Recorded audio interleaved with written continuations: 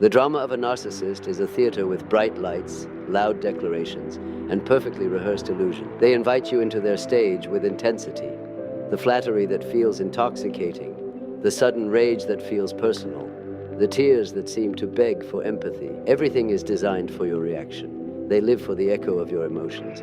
But if you only watch the show, you will never understand the engine that drives it. Behind the spotlight, behind the applause and the accusations, lies the true director of this theater, the shadow. To see through the narcissist is not to memorize their tactics, but to recognize the presence of what they cannot face. The show is the mask, the shadow is the wound. It hides in silence while the performance distracts with volume. This is why the most powerful way to disarm a narcissist is not through argument, exposure, or retaliation. It is through vision, the ability to see past the costume into what fuels it. Confront the shadow, not the show. This principle transforms the entire dynamic because the show thrives only when you believe in it. Once you see the strings, the puppet loses its power. When a narcissist shouts, they're not expressing power, they're covering fear. When they flatter, they're not celebrating you, they're securing control. When they twist your words, they're not proving truth, they're running from it. Every scene has a hidden subtext, and that subtext always points toward the same invisible pain: shame, fear of worthlessness, terror of exposure. They wear grandiosity like armor, but that armor is forged from fragility. The louder they perform, the more fragile they secretly are. The mistake most people make is fighting the actor on stage instead of noticing the shadow behind the curtain. The louder the narcissist becomes, the deeper their silence inside. And that silence is not peace. It's an unhealed scream, the echo of a self they abandoned long ago. They fear being seen, truly seen, because seeing would mean remembering what they've buried. So they turn the lights brighter, turn the noise higher, and hope no one notices the trembling beneath the applause. To confront the shadow is not to attack it. It is to stop being seduced by the performance. The narcissist depends on your emotional investment, your anger, your defense, your confusion. Every reaction is applause. Every argument keeps the curtain up. The moment you stop reacting, you take away the audience. The stage collapses when no one remains to clap. Silence, not confrontation, is often the beginning of freedom. This silence, however, is not passive. It is an active discipline. The decision to see the storm, but not enter it. Imagine watching lightning from behind a window. The sky explodes, the rain thrashes against the glass, but you remain still, dry and unshaken. The narcissist's rage is that storm. The window is your awareness. As long as you stay inside, observing, not absorbing, you are safe. The storm cannot reach you unless you open the door. When you stop responding to the script, something remarkable happens.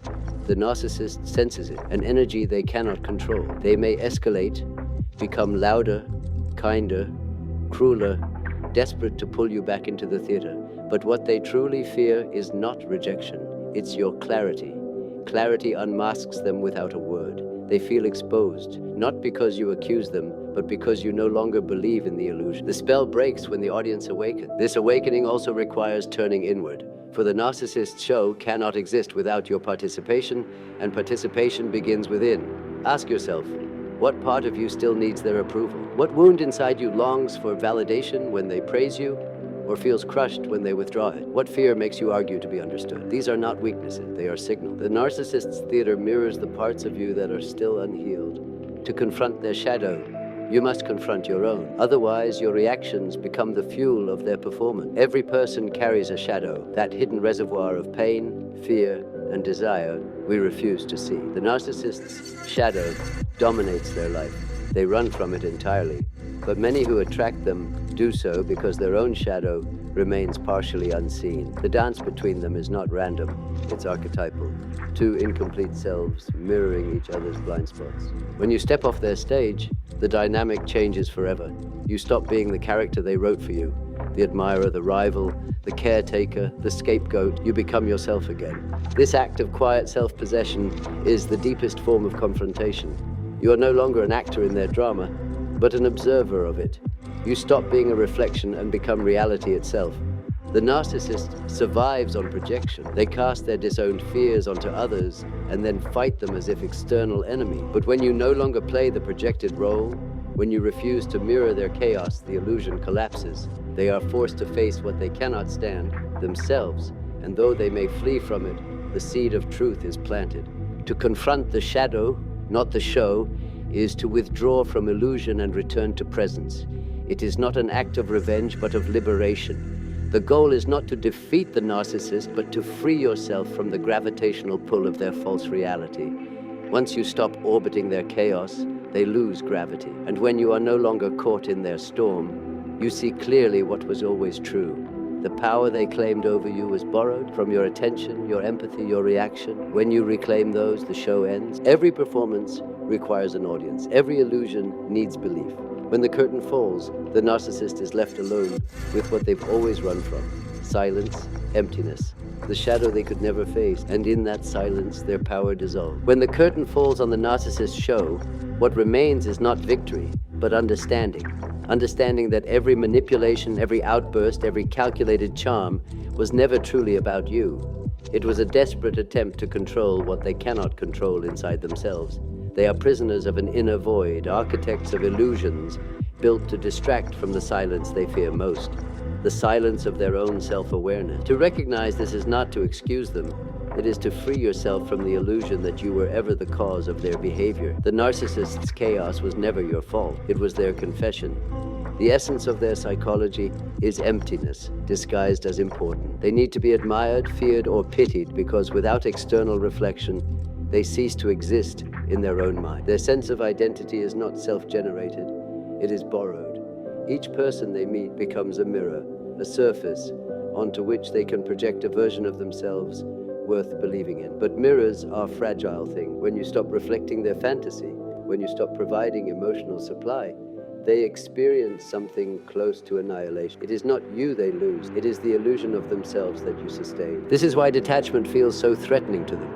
Your calmness reads as defiance. Your silence feels like abandonment. Your neutrality, which to you is peace, to them is rejection. They cannot differentiate attention from love or control from connection. They only know how to exist through reaction. And so when you withdraw that reaction, their world begins to fracture. The mask slips, the performance stutters.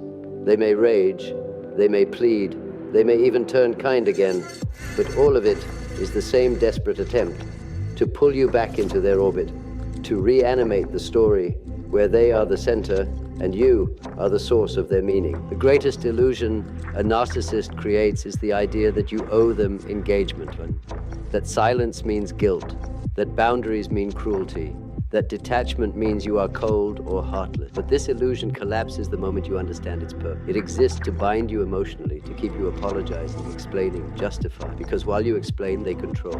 Every word you offer in defense becomes another thread in the web they weave. The truth is, you owe them nothing but clarity, the quiet certainty that you will no longer participate in what destroys your peace. To reach that state, you must first understand the mechanism of projection that sustains them. The narcissist cannot bear to see their own flaws, so they cast them onto others. Their envy becomes your arrogance. Their cruelty becomes your insensitivity. Their insecurity becomes your failure. They build an alternate reality where they are pure and you are the problem. This is how they survive psychologically, by dividing themselves into light and shadow and assigning the shadow to someone else. The tragedy is that by denying it, they also deny the chance to heal it. They live split in two, half human, half mask. When you learn to recognize this projection, the manipulation loses its sting. You stop asking, what did I do wrong? And start seeing, what are they avoiding in themselves? This shift is not intellectual. It is emotional maturity. It is the moment when empathy stops being naivety and becomes insight. True empathy is not allowing yourself to be destroyed for someone else's comfort. It is the ability to understand pain without becoming it. You can see their wound, even feel compassion for it without letting it swallow you. This detachment is not cruelty. It is sacred distance. It is the boundary between your energy and theirs, between what is yours to heal and what is theirs to carry. Many mistake compassion for surrender, but compassion without boundaries is self-erasure. Real compassion holds both truths. I see your suffering, and I am not responsible for it. That is what makes it powerful. That is what breaks the pattern. In this new clarity, the narcissist's show begins to appear as it truly is. Not grand, not mysterious, but repetitive. The same accusations, the same cycles of charm and rage, the same promises of change that never come. When you no longer react, you begin to see the predictability of it all. Their words lose their spell. What once felt like chaos now feels scripted, mechanical. even hollow. You realize the theater was never real. It was only convincing because you were inside it. Once you step outside, it becomes transparent. What follows then is a deep internal shift. You start to feel the return of your own energy, the weight of your own silence. The noise fades, and something remarkable replaces it. Space. Space for your thoughts to breathe, for your emotions to exist without judgment. For the first time in a long time, you are no longer performing. You are simply being. And that is the beginning of healing. Because healing is not about proving the narcissist wrong. It is about no longer needing them to define what is right. In this space, you may begin to feel grief. Grief for the time lost, for the self you silenced, for the years spent dancing around another's emptiness. Let that grief come. It is not weakness. It is the soul reclaiming what was stolen through illusion. Each tear is truth returning to its owner. You do not heal by denying what happened. You heal by finally facing it without distortion. And as you continue, something within you grows stronger, quieter, more rooted. You begin to understand power differently. It is no longer about dominance or control, but about presence, the ability to remain grounded in who you are, regardless of what storms rise around you. That presence is your real authority, the kind that no narcissist can mimic, because it comes from integration, not illusion. In the end, confronting the shadow, theirs and yours, leads to the same revelation. Freedom is not found in fighting the performance, but in stepping out of it entirely.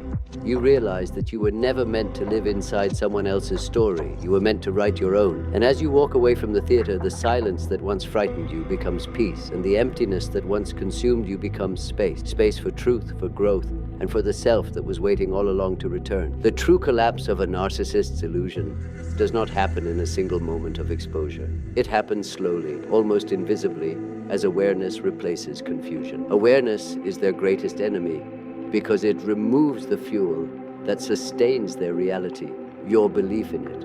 Once you stop feeding their illusion with your reactions, they are left to face a silence they cannot control. And in that silence, everything they have built begins to tremble. But awareness is not born from anger, it grows from observation. The mind that once asked, "Why do they do this to me?" begins to ask, "What are they avoiding in themselves?" This shift in perspective is liberation disguised as curiosity. You are no longer trapped in their game because you have begun to study it. You see the patterns repeat, the idealization, the devaluation, the false reconciliation, and you stop expecting change. You understand that their drama is not personal, it is mechanical. It repeats because it has to. Their identity depends on the cycle. A narcissist cannot sustain connection without conflict. Harmony feels unbearable to them because silence reveals their emptiness. They need the constant friction of reaction, the emotional heat that keeps their constructed self alive. Every outburst, every insult, every sudden tenderness serves the same purpose, to ensure that attention remains fixed on them. It is not love they seek, but control. Not intimacy, but reflection. They are addicted to being seen, even if they must destroy others to maintain the gaze. Once you understand this, the way you see them changes entirely. You begin to recognize the child beneath the performance, the terrified inner self that never learned to exist without validation. This does not mean you excuse their cruelty, but you see the origin of it. Their manipulation is the language of fear. Their control is a shield against humiliation. Their rage is a cover for shame. They are not powerful. They are desperate, and their desperation is endless because it feeds on what can never satisfy it, the illusion of worth built from the reactions of others. This recognition is a turning point. The moment you stop trying to win against them, you win. You understand that you are not in a battle of equals, but in a performance of survival, one actor performing and one audience member deciding to leave the theater. Detachment then becomes not resistance, but evolution. You rise above the play by seeing it for what it is, an unconscious ritual reenacted by a person terrified of their own depth. Still, awareness alone is not enough. Many people understand the narcissist intellectually, yet remain emotionally entangled. This is because knowledge without boundaries is powerless. You can know the truth and still fall back into reaction if you do not protect your inner ground. Boundaries are what transform understanding into freedom. They are the invisible structure that keeps your awareness from being drowned by empathy. Setting a boundary with a narcissist feels unnatural at first, because you have been trained to equate peace with compliance. You may feel guilt when you say no, or fear when you withdraw. This is the residue of their conditioning. They have taught you through repetition that your value lies in appeasement. Breaking that pattern requires strength that feels almost cruel at first, but it is not cruelty. It is clarity. It is saying, I will not participate in what harms me. The key to maintaining these boundaries is emotional neutrality. A narcissist feeds on extremes: adoration or outrage, guilt or defensiveness. Neutrality is their starvation. When you respond with calm detachment, they sense something unfamiliar, a person who no longer dances to their rhythm. They may accuse you of indifference, of arrogance, of coldness. These accusations are nothing but strategies to reopen the stage. They are invitations back into the theater. You must decline them silently, not with words but with stillness. Stillness is not weakness. It is the highest form of self-possession. It means your energy is no longer being outsourced to their chaos. You are reclaiming your own emotional landscape. This reclamation feels foreign because you may not have lived there in a long time. For months or years, your inner world was shaped by their moods, their stories, their needs. You became a mirror, reflecting someone else's distortion. Now, in stillness, the mirror clears.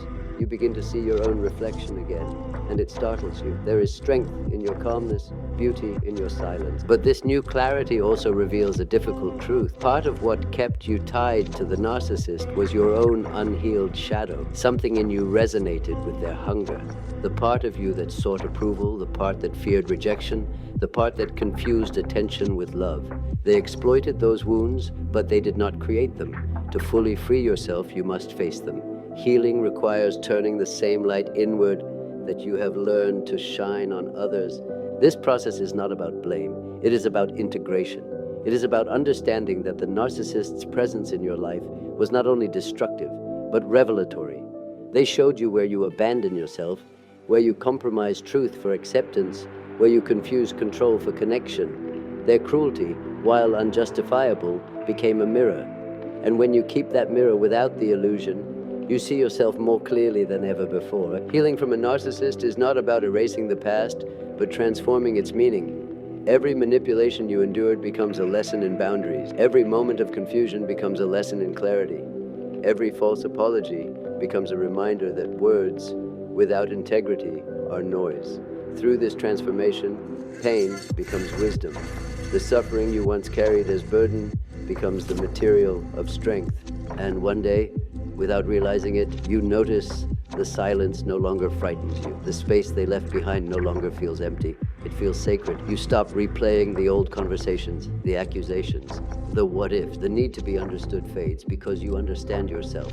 The storm that once defined your emotional climate becomes weather that passes without control over you. You look back at the theater, not with anger, but with distance, as if recalling a dream you have outgrown. That is the true end of their power. Not when they apologize, not when they collapse, not when the world sees what you saw, but when their story no longer defines you. When their shadow no longer colors your perception of yourself, when you can see them as they are, a person trapped in their own unhealed story, performing endlessly to avoid silence. You do not need to hate them or forgive them to be free. You only need to step fully into the life that exists beyond the stage. Because beyond that stage, life is vast. There are no scripts, no performances, no spotlights, only presence. And in that presence, you rediscover the quiet power of simply existing. Without permission, without performance, without fear. The theater fades and what remains is truth. Freedom from the narcissist's theater does not arrive as triumph, it arrives as stillness. The noise fades, and in that silence you finally hear something you had forgotten, the sound of your own thought. At first it feels strange, almost uncomfortable, as if you were standing in a house that has been emptied after years of chaos. The quiet seems too vast, the air too clean. You expect the next storm to arrive, the next performance to begin, but nothing comes. That absence is disorienting because drama had become a form of gravity, keeping your attention constantly spinning around someone else's mood. Now, for the first time in a long time, everything stands still, and stillness demands that you face yourself. You discover that recovery from manipulation is not simply detachment from another, it is reunion with yourself. The narcissist, in their need to control, trained you to live outside your own center. They conditioned you to read every room, to anticipate every reaction, to calculate every word so that peace could last a few minutes longer. You became an expert in emotional weather forecasting, always scanning for signs of danger, of disappointment, of rage disguised as charm. What you called love was often vigilance. What you called patience was survival.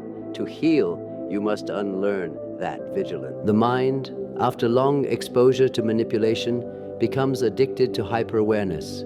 It expects attack, even in calm waters. So, when peace finally comes, it feels unnatural. The nervous system waits for the next blow, the next twist, the next apology that never arrives. Now, this is why many who escape the narcissist's world often feel restless afterward.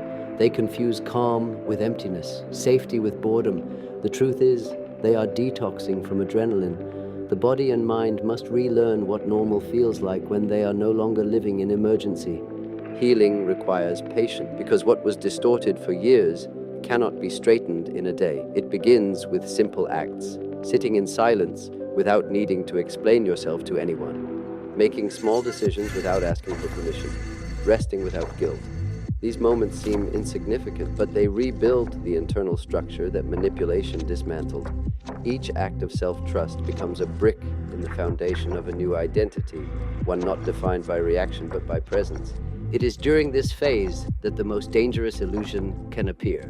The idea that closure depends on the narcissist's acknowledgement. You may still find yourself rehearsing what you would say if they finally admitted everything. The apology that would make the pain make sense, the confession that would validate your suffering.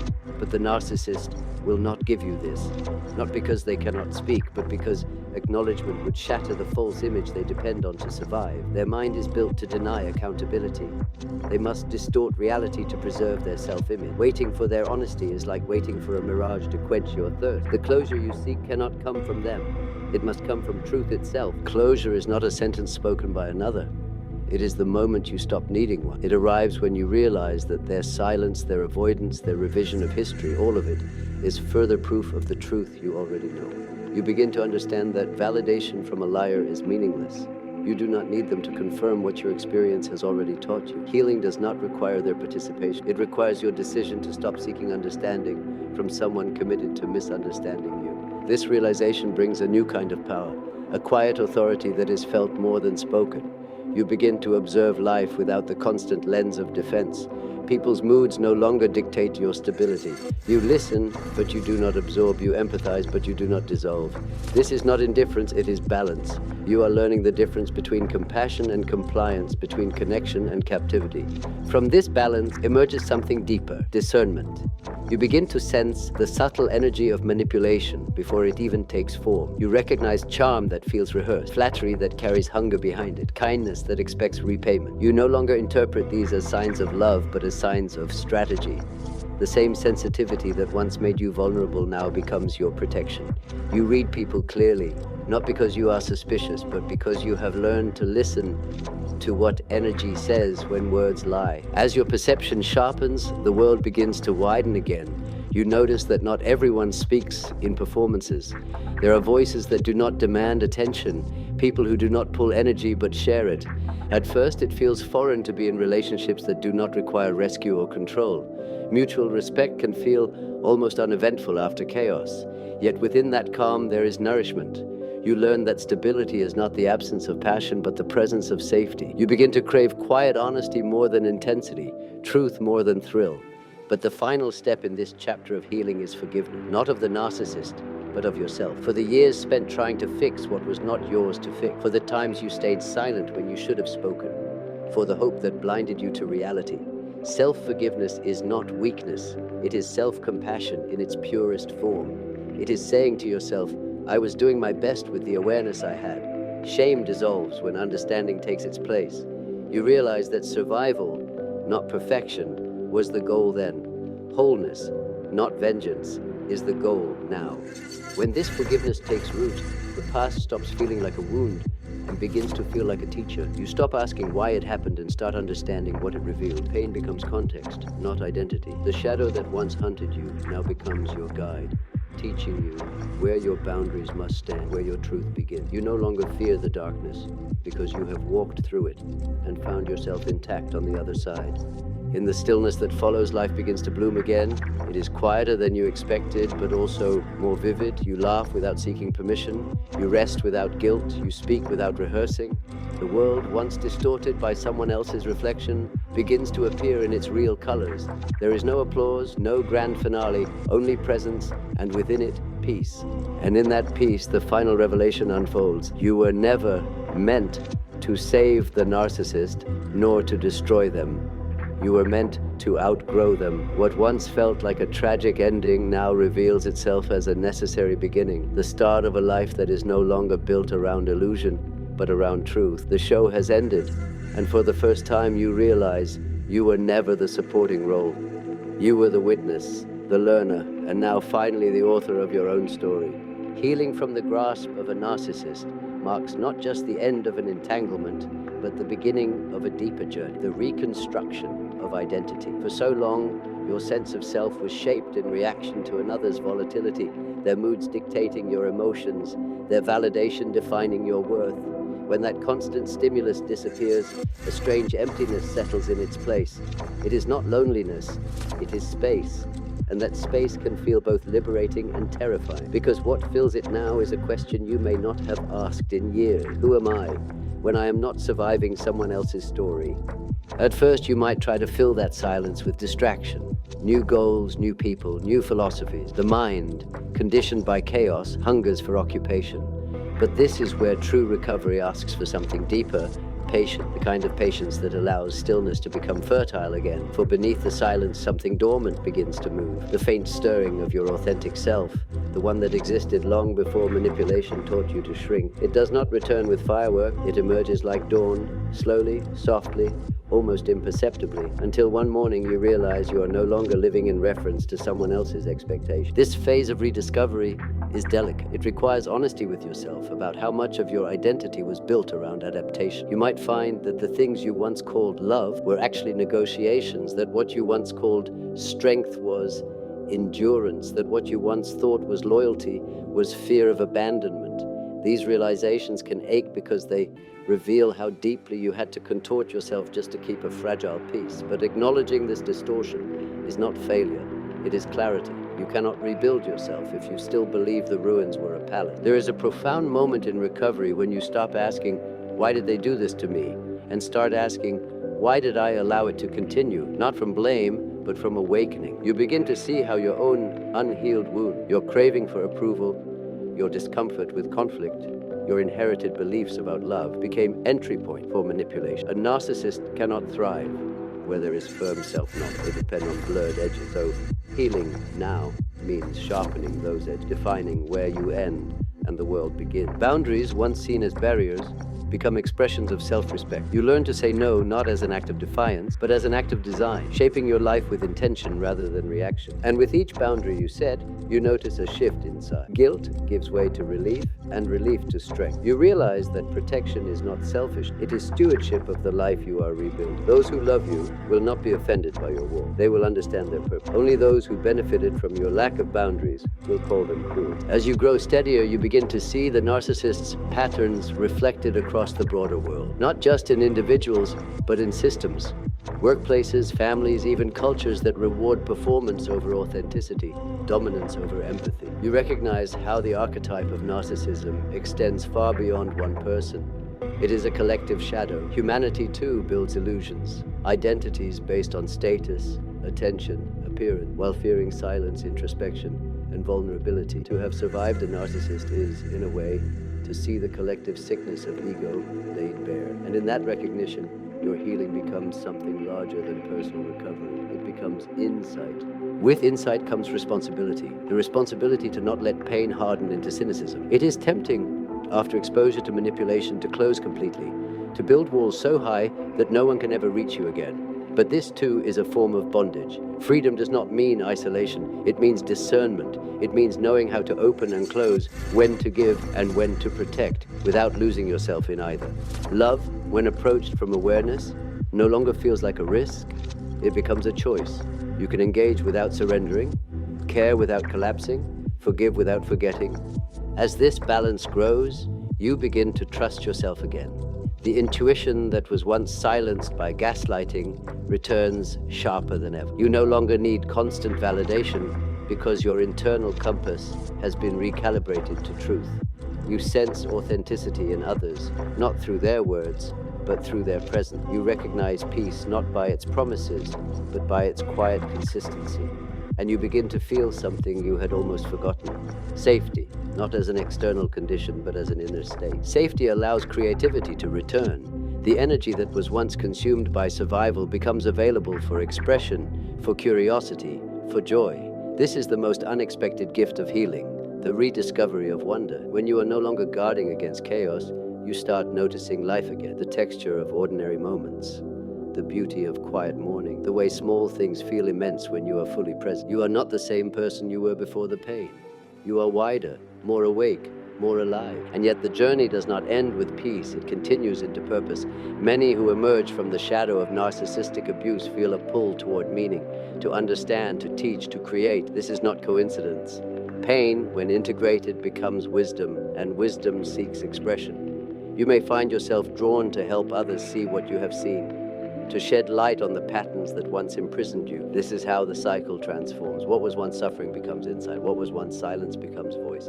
Still, the most powerful transformation is often the quietest one, the realization that you no longer need the past to make sense. You stop looking for justice, for recognition, for the day the world understands. Because in truth, justice has already occurred within you. The same manipulation that once broke you has become the force that shaped your depth. The same betrayal that shattered trust has taught you discernment. The same silence that once suffocated you has taught you peace. You are not healed because the past disappeared. You are healed because it no longer dictates who you are becoming. And when you reach this understanding, you stand differently. There is no longer a performance, no longer a need to prove, explain, or convince. You move through the world with quiet authority, the kind that comes not from domination but from self-possession. Your presence unsettles manipulators not because you oppose them, but because you are immune to their illusion. They sense it instantly. The one thing they cannot imitate is wholeness. And in the end, the story of healing from a narcissist is not about defeat or victory. It is about transformation. The narcissist remains trapped in the theater of performance, forever chasing an audience that mirrors their fantasy. You, however, have walked out. You have learned that power is not in controlling others, but in governing your own reality. You have learned that love is not sacrifice, but mutual recognition. And you have learned that peace is not found in silence from others, but in the silence you hold within. This is the quiet revolution of awakening. When you realize that what tried to destroy you only introduced you to your truest self, the curtain has closed on their stage, and the light that now fills your life does not come from applause, but from awareness. There comes a moment, long after the storm has passed, when you realize that healing was never about escaping pain, but about learning how to live with truth. For a long time, truth felt like a knife, something that cut through every illusion, every defense, every fragile hope you once held. But now it feels different, softer, steadier, almost sacred. You start to understand that truth, though often brutal in its first encounter, is the only force that restores wholeness. It does not destroy what is real. It clears what is false. In the aftermath of narcissistic entanglement, truth becomes both compass and medicine. You begin to see that every lie you were told, every distortion, every denial was designed to keep you uncertain. Uncertainty was the weapon. It kept you dependent. When you doubted your perception, you surrendered your authority. When you second-guessed your feelings, you became malleable. And in that fog, the narcissists thrived. Their greatest power was never control, it was confusion. But once you begin to see clearly, the fog evaporates. It is not that the narcissist changes, it's that your perception no longer bends. You stop translating their contradictions, stop making excuses, stop trying to find coherence where none exists. You see their patterns as they are, defense mechanisms built to protect a fragile ego from collapse. Their cruelty, their charm, their sudden tenderness, all are instruments in the same performance. What once baffled you now becomes predictable. And predictability is power because you no longer react, you respond. The strange paradox of awakening is that it doesn't bring satisfaction, it brings sobriety. You lose the drama that once filled your days, but you gain something far greater, the stability of seeing reality as it is. And though reality is not always kind, it is honest, and honesty is peace. The constant tension of pretending, of trying to maintain the illusion of connection fades. What replaces it is quiet, not empty quiet, but grounded quiet, like the still air after a storm that has finally spent itself. From here, your relationship with the past begins to shift. You stop narrating it as a story of victimhood and start seeing it as initiation. The pain was not punishment, it was instruction. The betrayal was not cosmic cruelty, it was exposure. It revealed where your boundaries were fragile, where your self-worth was conditional, where your longing for love blinded you to red flags waving in plain sight. These realizations sting, but they are gift. Every truth you uncover is a fragment of yourself returning home. Gradually, your energy changes. You begin to move differently, or slower, more deliberate.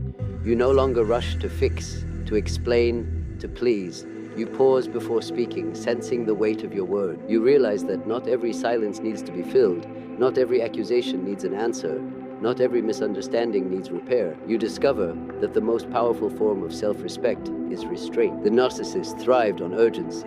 The quick apology, the impulsive defense, the emotional change. Now you inhabit stillness, and in that stillness you become uncatchable. But this evolution brings with it a new challenge, learning to live without the adrenaline of dysfunction. After chaos, peace can feel foreign. The body, accustomed to tension, begins to crave it again. You may find yourself drawn to similar dynamic people who resemble the narcissist, not in appearance, but in energy. They flatter you, challenge you, pull you into their orbit. For a while, you mistake intensity for connection. It takes time to recognize that intensity and intimacy are not the same. Intensity consumes, intimacy nourishes. Intensity demands, intimacy listens. This is where your awareness must deepen. The world is full of performances, subtle and grand. You begin to see them everywhere, as go in politics and social media, in relationships built on appearance rather than substance. Once you've seen the narcissistic pattern up close, you cannot unsee it. But the goal is not to become cynical, it is to become discerning. The difference between the two is love. Cynicism closes the heart in self-protection. Discernment keeps the heart open but wise. It knows what to give and what to withhold. Through discernment, you rediscover compassion. Not the naive compassion that excuses harm, but the mature compassion that understands suffering without surrendering to it. You begin to see that narcissism itself is not just a pathology, but a symptom of fear, of shame, of spiritual starvation. These people are not born as monsters. They are made through the slow erosion of self-awareness, through generations of emotional inheritance. Understanding this does not mean letting them back in. It means you no longer carry hatred in your heart. You see the sickness, not as something to cure in them, but as something to outgrow in yourself. The deepest work of this stage is integration, learning to hold both the light and the dark within you without denying either. You are not just the survivor of manipulation. You are also the one who once needed approval, who once ignored intuition, who once believed love could fix someone who didn't want to be whole. Integration is the act of forgiving that version of yourself without erasing her. She is not your weakness, she is your foundation. She is the one who endured so that you could awaken. As the self integrates, your perception of power transforms once again. You realize that true power has nothing to do with control, reputation, or dominance. Power is not loud, it is steady. It is the calmness that no accusation can shake, the dignity that no humiliation can destroy. Power is the ability to stay centered while the world performs its chaos around you. It is the refusal to abandon your truth for temporary approval. It is the quiet knowledge that peace is not given, it is maintained. And from that power comes sovereignty, the return of authorship over your life. You begin to write again, speak again, create again, not from the need to prove anything, but from the joy of expression. You no longer chase recognition, you move with purpose. You no longer look for someone to save, you build spaces where others can awaken safely. You no longer fear solitude, you honor it as sacred time with yourself. By this point, the narcissist, once the center of your emotional universe, fades into insignificance. You may think of them from time to time, but without longing or rage. They become a figure in a completed story, a teacher of boundaries disguised as a destroyer of peace. And as you look back, you realize that nothing was wasted. Even the pain served its purpose. Even the confusion carved depth into your soul. You have not only survived the performance, you have transcended. And in that transcendence, the world looks different. You see beauty where once there was exhaustion, possibility where once there was fear. The stage lights that once blinded you now illuminate your own path. You are no longer an actor in someone else's script. You are the author, the observer, and the witness of your own unfolding. The show has ended, yes, but life, real life, has only just begun. There is a moment in every true transformation when silence stops feeling like emptiness and begins to feel like presence. It happens subtly, almost imperceptibly. The noise that once filled your life, the arguments, the explanations, the endless attempts to prove your worth, no longer echoes. What remains is something deeper, a quiet awareness, as if life itself is breathing again through you. You begin to understand that peace is not the absence of noise, it is the absence of distortion. And what the narcissist took from you was not love, not security, not even time. It was clarity. Now, that clarity has returned, and it changes everything. In this stage of healing, your inner world rearranges itself. The chaos that once lived in you as anxiety, guilt, or self-doubt slowly dissolve. You no longer rush to interpret every silence as rejection, nor every disagreement as threat. You begin to see that conflict is not danger, it's communication. You can disagree without fear of abandonment. You can be misunderstood without collapsing. This is what emotional independence feels like, and for someone who lived under the spell of manipulation, it is revolutionary. Yet with this new stability comes an unexpected grief, not for the narcissist, but for the version of you that existed in that world. You remember the hope that kept you there, the love you gave that was never met, the patience that went unrewarded. That version of you was not foolish, she was faithful. She believed in potential because she had not yet learned the difference between empathy and self-erasure. You mourn her, not because she was weak, but because she loved without protection. And part of healing is giving her what she never had, safety. You begin to parent yourself in ways no one ever did. You speak to yourself with gentleness when old fears surface. You stop demanding perfection and start offering understanding. The inner critic that once echoed with the narcissist's voice begins to fade, replaced by something quieter, kinder, more grounded. You realize that the harshness you internalized was never yours. It was borrowed, inherited from those who confuse control with care. As this voice softens, life expands. You no longer navigate by fear of mistakes, but by curiosity.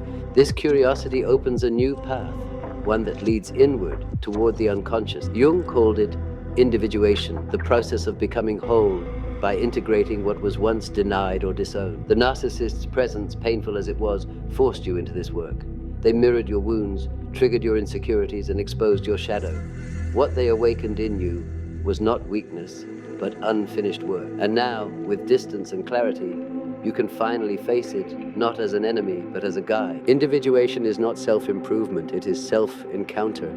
It is sitting with the parts of you that you once avoided, the anger you suppressed, the neediness you judged, the tenderness you feared would be used against you. To integrate them is not to indulge them, but to listen. Each feeling, each shadowed impulse carries information. Anger tells you where your boundaries lie. Sadness tells you what you value. Fear tells you what you have not yet trusted yourself to face. When you stop rejecting these voices, they stop controlling you. As you do this work, your sense of identity begins to shift from roles to essence. You are no longer the rescuer, the peacemaker, the mirror to someone else's ego. You are something quieter, more authentic, a self not defined by reaction, but by presence. You no longer measure your worth by how others respond to you. You measure it by alignment, by how truthfully you live. This alignment becomes your new form of strength. It does not shout, it does not demand, it simply is. This internal coherence brings an unexpected external change. You attract different people. When you no longer vibrate with chaos, chaos stops recognizing you. The same manipulative energy that once found you invisible now finds you unreadable. You no longer offer emotional currency for their control. Your neutrality confuses them. Healthy people, on the other hand, are drawn to your steadiness. They sense the peace you've earned, and your relationships begin to feel lighter, freer, grounded in mutual respect rather than performance. But perhaps the greatest change of all is how you relate to love. Once love was a battlefield, something you had to win through effort, explanation, or endurance.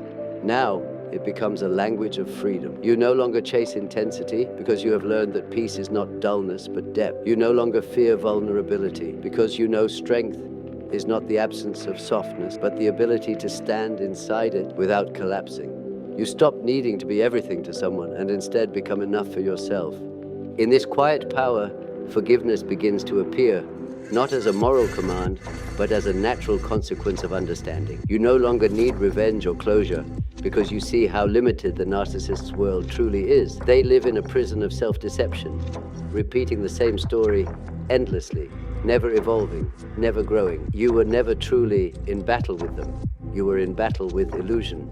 To forgive, in this context, is not to excuse. It is to stop waiting for justice from someone incapable of truth. You release them not for their sake, but for your own. And yet, even forgiveness is not the final step. Acceptance is. Acceptance is when you stop trying to rewrite the past and allow it to exist exactly as it was. It is the moment you no longer need to find meaning in everything, because the meaning has already revealed itself. You grew. What was meant to diminish you instead deepened you. The pain that once defined your nights now feels like distant, a landscape you once crossed but no longer inhabit. You do not glorify it, but you honor it, because it shaped the person capable of standing here now, calm, aware, whole. From this vantage point, life no longer feels like something to defend. You no longer live in reaction to threat, but in response to truth. You begin to build again, slowly, intentionally, not as escape, but as expression. Every decision, every new boundary, every moment of peace becomes a declaration. I am free. And in that freedom, something extraordinary happens. You begin to experience joy again. Not the manic, fleeting joy of early love or validation, but a grounded joy, one that hums quietly beneath your days. It is the joy of belonging to yourself, of knowing that no one's approval or rejection can alter your worth. You wake one morning, perhaps without noticing it at first, and realize that you are no longer waiting for the past to end. It already has. You have outgrown the performance, transcended the illusion, and returned to what was always real. Your own consciousness, vast and unbreakable. The shadow that once haunted you is now your ally, guiding you toward authenticity. The silence that once terrified you is now your sanctuary. The love you once begged for, you now embody. And that, more than any victory or closure, is the true end of the story. Not that you defeated the narcissist, but that you became someone they could never be, whole, aware, and utterly free. There comes a stage in healing when you no longer look back with bitterness, nor forward with fear. You begin to walk differently, not faster or slower, but with intention, as if every step is a choice, not a reaction. The person who once lived in survival mode, scanning every moment for signs of threat or rejection, begins to fade. What replaces them is someone quieter, wiser, more deliberate. You no longer move through life trying to be understood. You move through life trying to understand.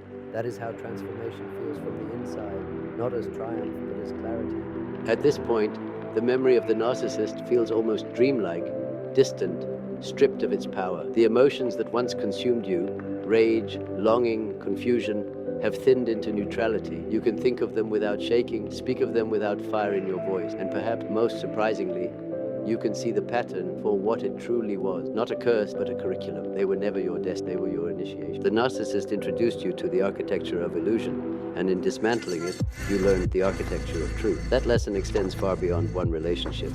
It changes the way you see everything. You begin to recognize how the world itself is filled with the same pattern.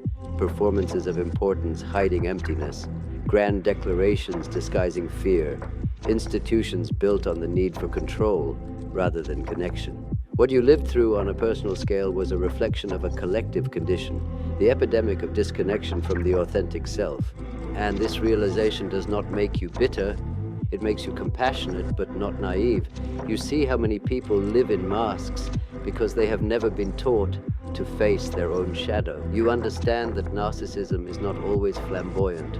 Sometimes it hides behind virtue, intellect, or charm. You begin to recognize that manipulation can wear 1,000 disguises: the savior, the victim, the visionary. Yet, now that you have seen the machinery behind it, you can no longer be deceived in the same way.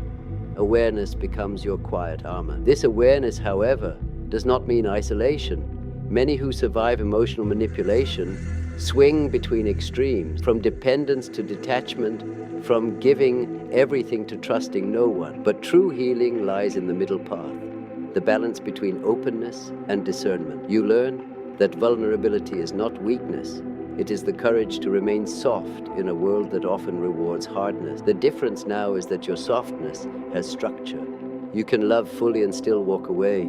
You can empathize deeply and still protect your peace. Boundaries no longer feel like walls. They feel like art, the design of a life that honors both freedom and safety. You no longer explain your limits to those determined to ignore them. You no longer apologize for your silence or your distance. The right people understand both without needing justification. You discover that love is not proven through sacrifice. It is sustained through mutual respect. The moment you stop making yourself smaller to fit someone's comfort is the moment you step into your real size. And from that authenticity emerges something even rarer, serenity. Not the temporary calm that follows exhaustion, but the serenity of self-trust. You begin to live guided by intuition, not fear. You know the difference between anxiety and instinct, between attraction and repetition. The same patterns that once ensnared you now reveal themselves early, clearly. Almost effortless. You no longer argue with your intuition, you listen to it. It is no longer a whisper drowned by self-doubt. It is a steady voice that leads you toward alignment. This stage of awareness feels like inhabiting a wider world. You start to see the invisible threads connecting everything, how every experience, even the painful one, served your unfolding. The narcissist, the heartbreak, the silence, the solitude, all of it was a necessary descent into your own depths. Without that descent, you could not have discovered your wholeness. Pain was the invitation. Consciousness is the arrival. In this new clarity, the word forgiveness takes on a different meaning. You realize that forgiveness is not about reconciliation or approval. It is not about forgetting or excusing. It is about releasing the emotional contract that binds you to the past. You forgive not because they deserve it, but because you deserve peace. Holding on to resentment is like drinking poison in protest. It changes nothing outside you, only corrodes what is within. True forgiveness is simply this, the choice to no longer carry what is not yours. And once you set that burden down, something miraculous happens. Gratitude appears, not for the harm, but for the awakening it forced. You begin to see that every heartbreak was a doorway to awareness, every betrayal a teacher of self-respect. Life, it seems, was never punishing you. It was refining. It was stripping away everything false so that only the essential could remain. You start to engage with the world again, but differently. You speak slower, not because you are uncertain, but because you understand the weight of words. You listen more deeply, not to respond, but to perceive. You no longer chase connection, you cultivate it. Relationships become less about filling voids and more about sharing presence. You realize that real intimacy is not built through promises, but through consistency. The people who belong in your life will never require you to betray yourself to keep them.